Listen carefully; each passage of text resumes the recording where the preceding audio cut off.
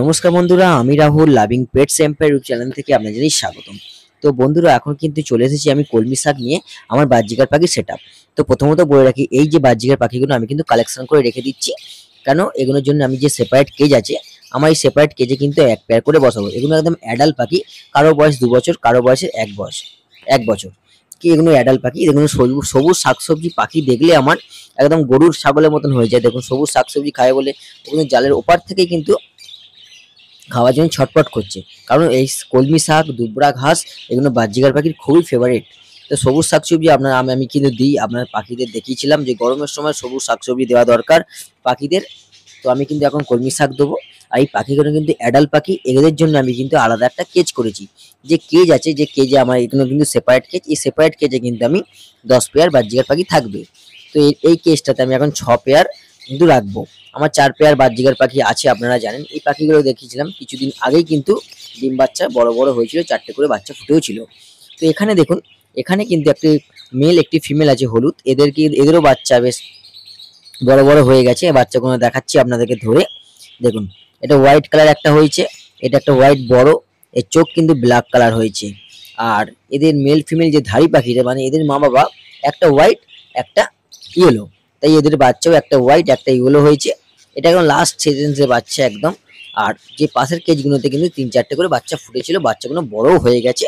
বাচ্চাগুলো বড় হয়ে গিয়েও আমি কিন্তু রেখে দিয়েছিলাম, সেটা আপনার সাথে শেয়ার করেছিলাম বেশ কিছুদিন আগেই। ঠিক আছে, দেখুন বাচ্চাগুলো ঢুকিয়ে দিলাম।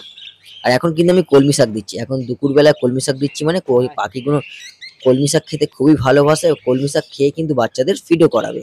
আর এই পাখিটার কিন্তু পেয়ারে ওরা ডিম পেড়েছে, 6টা ডিম আছে। আর এদের দেখিয়েছিলাম যে বাচ্চা বড় হয়ে গেছিল।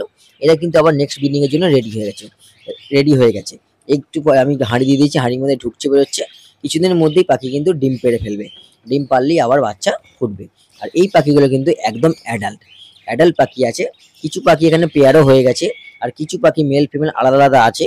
কারণ আমি ফিমেল মেল কিন্তু আলাদা আলাদাই জায়গা থেকে করি। আমার বাড়ির ধরুন বাজরিকার পাখির মধ্যে থেকে কিছু মেল পাখি বেরিয়েছে, সেই মেলটা চেঞ্জ করে আমি অন্য ফিমেল পাখির সাথে পেয়ারিং করি। আর এই যে পেয়ারটা দেখাচ্ছি, দেখুন একদম ফার্স্ট ব্রিডিং এ বাচ্চা হবে। মানে এদের বয়স কিন্তু ধরে রাখুন 9 মাস। এদের একদম 9 মাস, এদের একদম প্রথম ব্রিডিং এর জন্য আমি হাঁড়ি দিয়েছি। এটা ইয়েলো পেয়ালাটা হচ্ছে ফিমেল, এটা আমার ঘরের পাখি। আর আকাশি কালার পাখিটা মেল, এটা কিন্তু বাইরে থেকে কিনে আনা। আমি ব্লাড লাইন চেঞ্জ করে দিয়েছি, তবে কিন্তু বাচ্চা ভালো থাকে। বাচ্চা ভালোভাবে তৈরি হয়। ঠিক আছে, ব্লাড লাইন একটু আলাদা করে দিতে হবে। ঠিক আছে, শাক দেখে কিন্তু সব পাখি একদম রেডি। এখন শাক দেওয়া হয়নি, তাই জন্য শাক কিন্তু ওরা চাইছে। ঠিক আছে, আর দেখুন এই 4টে খাঁচা আমার ফাঁকা আছে, এই 4টে খাঁচায় কিন্তু আমি বাজরিকার পাখি ঢুকিয়ে দেবো। আর এই পেয়ারটাও কিন্তু একদম রেডি হয়ে গেছে। এটা একটা হল্যান্ড পেয়ার, এরও কিন্তু বাচ্চা হয়, 2, 3, 4টে করে বাচ্চা হয়। আর এটা সামনে দেখতে পাচ্ছি, এই সামনে কিন্তু এই পাখিটা, আর যার পাশে গিয়ে বসলে সাদা পাখিটা, সেটাও কিন্তু হল্যান্ড বাজরিকা, দুটোই ফিমেল। এদের জন্য মেল পাখি আমি আনতে দিয়েছি, কিছুদিনের মধ্যে পেয়ে চলে এগুলো কিন্তু পেয়ারিং বসিয়ে দেবো। ভিডিওটা কেমন লাগলো অবশ্যই জানাবেন, ভিডিওটা লাইক দেবেন। আপনারা ভালো থাকবেন, সুস্থ থাকবেন, ধন্যবাদ।